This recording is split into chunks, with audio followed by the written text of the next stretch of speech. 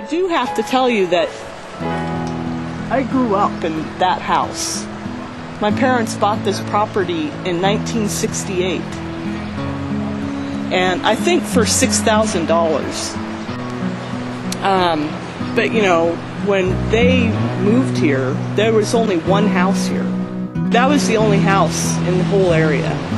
And there used to be footbridges across the river. There was an outhouse here on this property. Fishermen came over. There was a trail all along the river. So as a kid, I mean, this whole place was just my playground.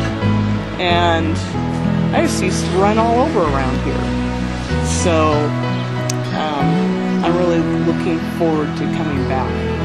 History to this story about this project that we're presently undertaking. We're currently building this 3,000 square foot RV garage and attached small living quarters. These folks came to me 6 months ago.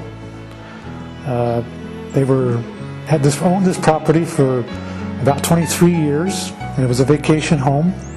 And as you'll see on the video later, there was a manufactured home on the property that was put here in the early to mid 70s, and they had always intended on building their dream home and retiring here. We bought this in 1993.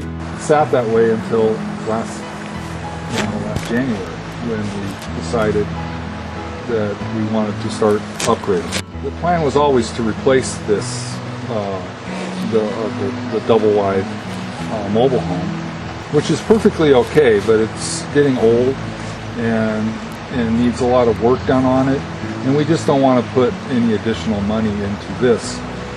We'd rather put the money into something larger and nicer. Well, you're saying the plan was always to replace this, but it only became the plan once we found out that the county would let us replace it on this site. After many months of frustration dealing with county agencies over septic issues, zoning issues, they were feared that their dream had been lost. And they were referred to me by a customer that I had done a large addition for just down the street. And after about 4 months going through planning, septic, numerous piles of paperwork, we were able to obtain permission to build the existing, the new home on the existing site if we kept in the same footprint, which was a design challenge, but we were able to do that. And of course they were ecstatic with the news that their dream is about to be reality, and I thought it was an interesting story that they were just about to the point of giving up and possibly selling the property and not building their dream home and their retirement home. And so I said, well, why don't I call a builder? And I was out walking around, I saw a Rick sign on a neighbor's property. I said, I'm going to call him. Well, actually I went to his website and looked at a number of things that he had done and kind of a little about him, and it just seemed like a perfect fit from what he said he could offer.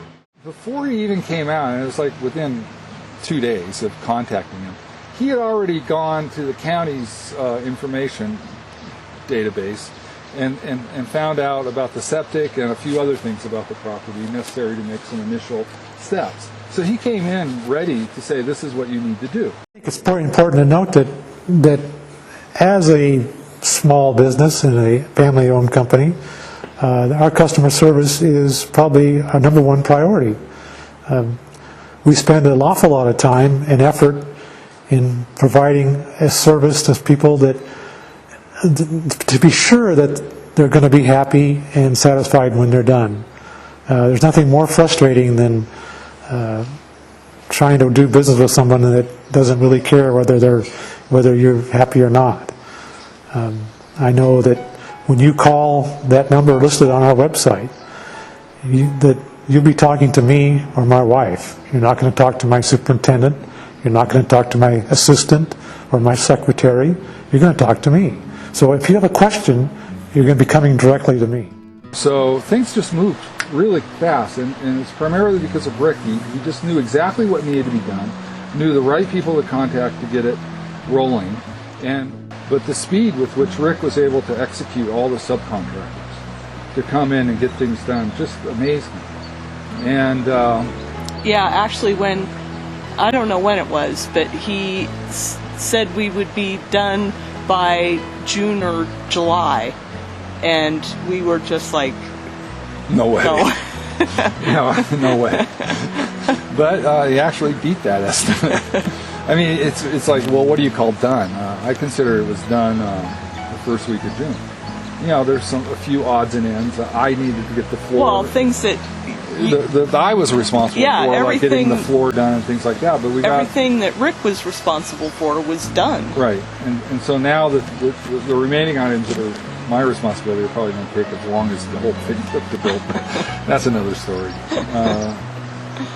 But yeah, now it was remarkable, the quality of the work that Rick was able to get done, from the framing to the paint.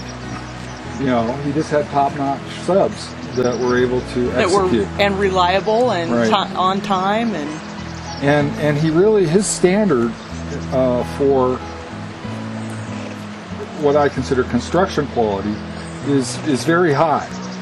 Just right on down the line, it was just top notch, and so we really think we made out better than what we were expecting to get at the end of it. And I can't imagine myself saying that was a possibility early on. Having worked with other contractors, I was expecting, cutting corners here and there, and not being satisfied with stuff. But that just didn't happen. And so we just feel very fortunate. Hi, I'm Richard Kelley, owner and operator of RGK Contracting and Consulting. We'd like to be your contractor. We are a locally and family-owned business here in Bend.